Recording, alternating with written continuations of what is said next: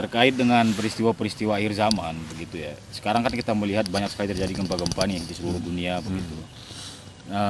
Kita tahu bahwa Rasulullah SAW pernah mengatakan bahwa salah satu tanda diutusnya Al-Mahdi itu adalah banyaknya terjadi gempa-gempa dan perselisihan di antara manusia begitu. Menurut Kang Diki, apakah memang gempa-gempa yang ada saat ini dengan ritme yang seperti ini sudah merupakan tanda dari diutusnya Al-Mahdi tersebut?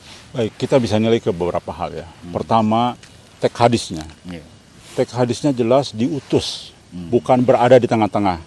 Al-Mahdi berada di tengah-tengah umatku, bukan. Tapi diutus di tengah-tengah umat.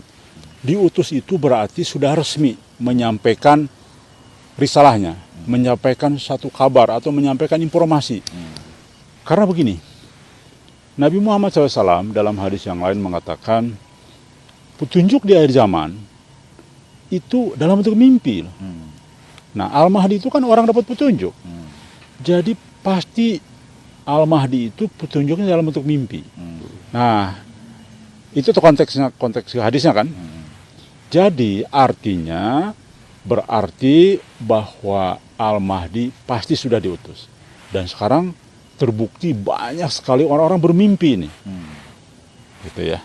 Baik, satu itu. Yang kedua, alim ulama mengatakan dalam beberapa bukunya, definisi dikaitkan dengan Al-Mahdi, gempa-gempa ini harus memenuhi syarat, yaitu gempanya terus-menerus, bukan gempa setahun sekali, tapi gempa yang terus-menerus dan konsisten, tidak berhenti-berhenti. Nah, teman saya mengatakan dari BMKG, tidak ada dalam sejarah umat di dunia saat ini yang gempanya seperti saat ini.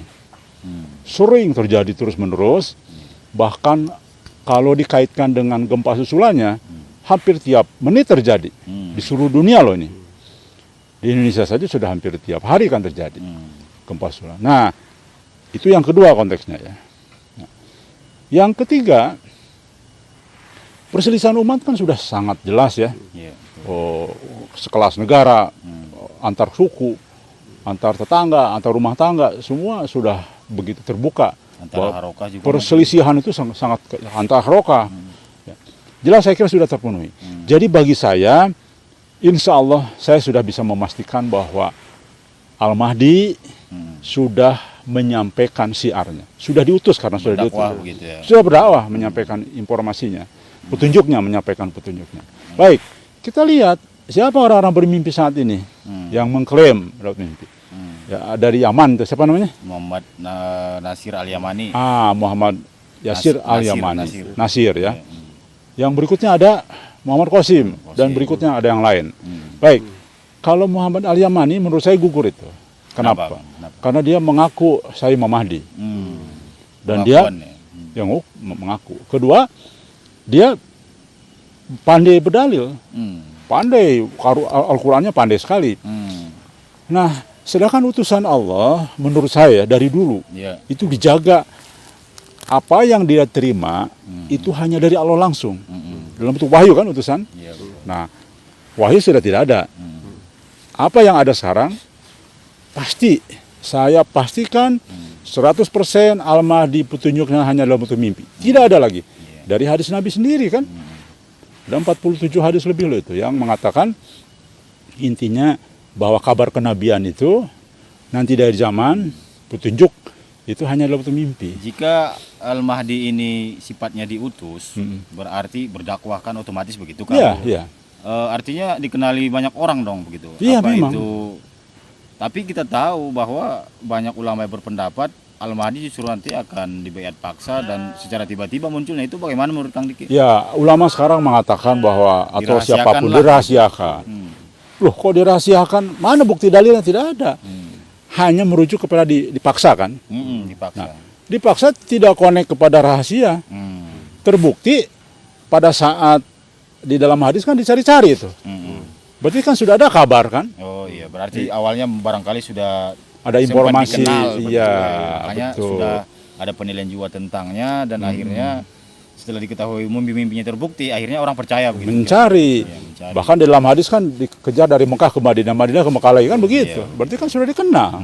Nah, jadi itu menurut saya orang yang mengatakan dirahasiakan kalau enggak dibunuh itu Iya. menurut saya itu mohon maaf itu dia bilang kalau ember ya dibunuh lah.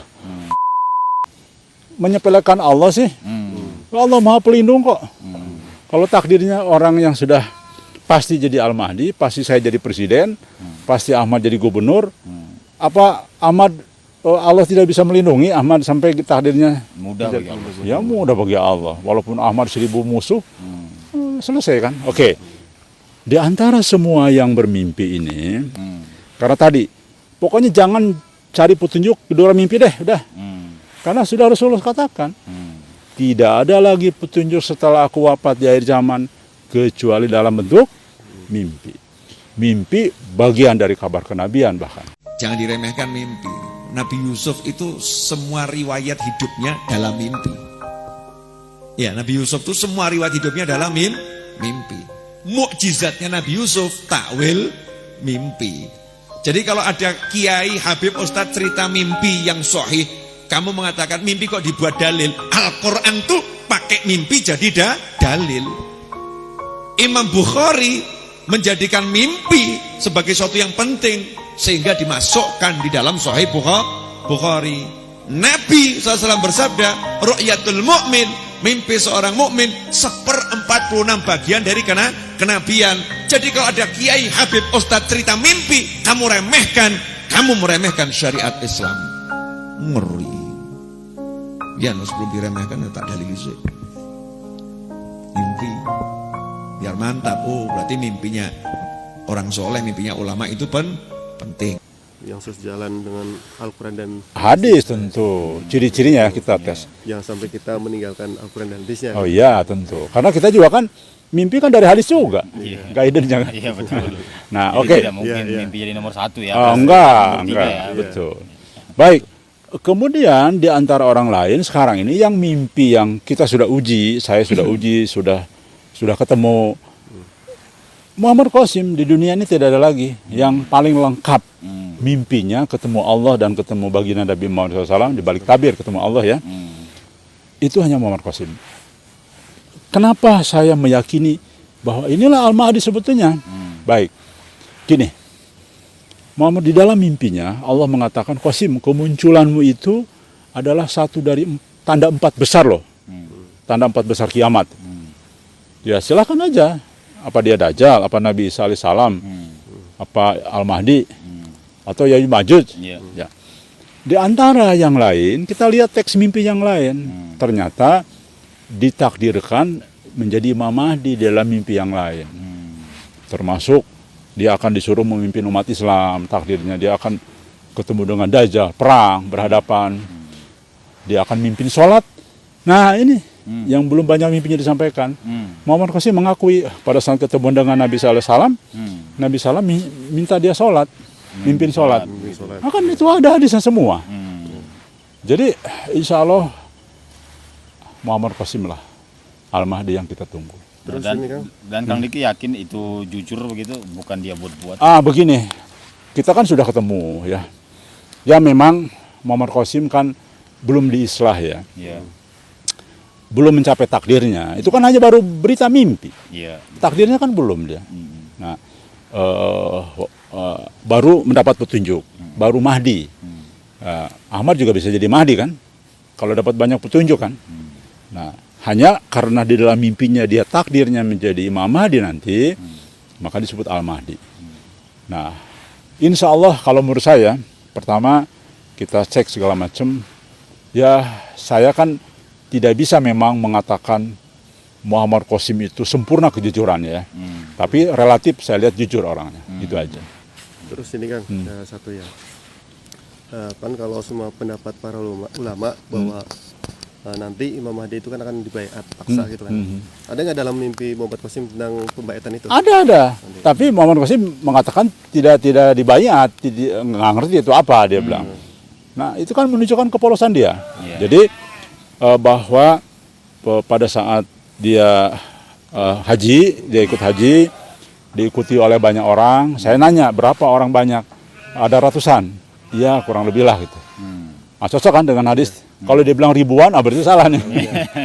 Nah, terus gimana? Kapan kamu tawafnya? Dia bilang subuh. Nah, cocok tuh. Dan sebagainya. Jadi artinya, dan pada saat itu dia mengatakan memang ada orang-orang yang dia tidak kenal nyamperin dia, agak maksa-maksa begitu.